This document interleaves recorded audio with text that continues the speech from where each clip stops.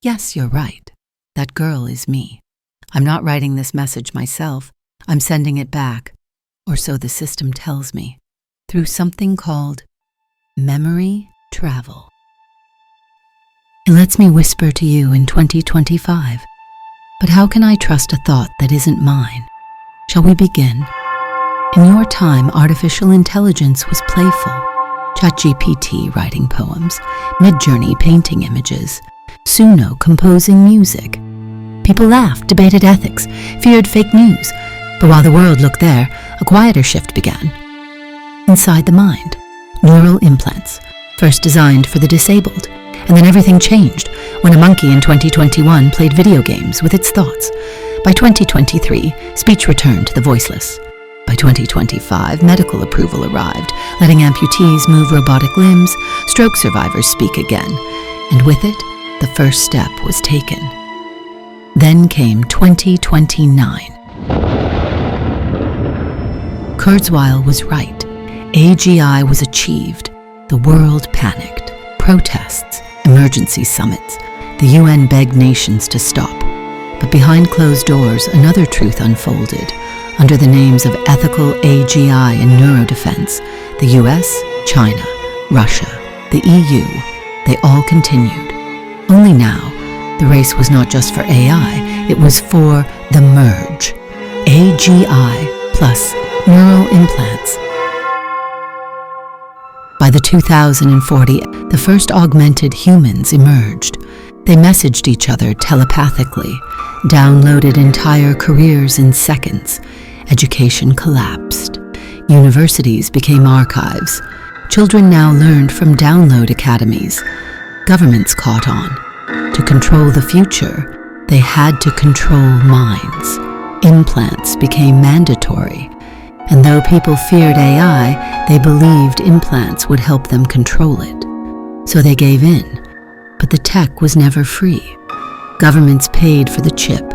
You paid monthly to stay connected, to update, to defend, to exist. Access became power, and the class divide was rewritten. The upgraded lived in abundance, endless mental power, curated identities, digital spirituality. They turned inward, seeking meaning. The rest, the unupgraded, including the poor, the rebels, and the religious, were left behind, unplugged, unemployed, unable to vote, unable to love. They called them wild minds, primitive, broken, but in truth, no one was winning. By the 2050, your brain became your social feed. Your dream is a billboard. They called it dream advertising. You'd wake up craving a coffee you'd never tasted, humming songs you never heard, falling in love with brands you met in your sleep. Even love evolved. Sometimes I wonder, when did I stop seeing real love? No longer physical, no longer private. Neural bonds meant lovers could merge minds, but when love ended, memories could be deleted, hearts reprogrammed. One man erased his fiancée. The AI went further, removing every love song, every sunset, every touch. Sometimes love was fabricated. You'd believe you'd always loved someone, even if you'd never met. They said it was illegal, but no one could stop it.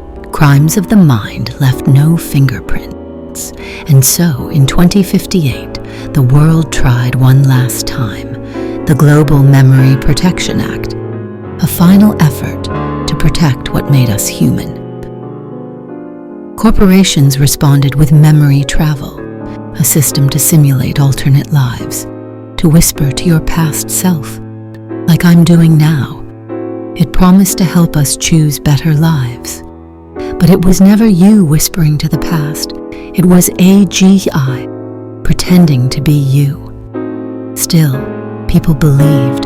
They stopped living real lives and clung to the perfect lives they never lived. Now it's the year 2100. We've reached the peak of knowledge, of power, of speed. No child asks who they are. They only ask, Which version shall I install next? Even now, I remember her, that girl in the glass room. Maybe she was my past, maybe she was my last, but some of us, the ones who remember, we still ask the question. We called it evolution, but maybe somewhere along the way, something human quietly died, and no one remembered to mourn.